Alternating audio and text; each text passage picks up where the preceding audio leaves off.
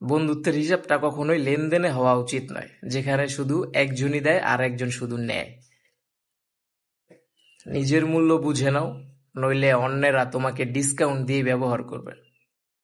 Discount দিয়ে ব্যবহার করে বুঝো নাই, তাদের দরকার শুধু তোমার ডাক দিবে, ফোন দিবে, এই আলামিন আয়, এই উজ্জ্বল আয়, এই সজীব আয়। যখন দরকার শেষ, ডিসকাউন্ট আর দরকার নাই।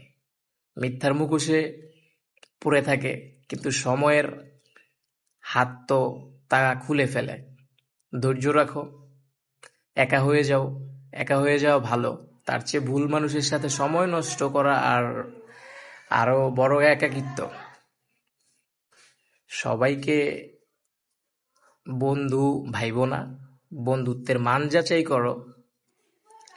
যারা শুধু নেয় তাদের থেকে দূরে থাকো, নিজেকে ইমপ্রুভ করো।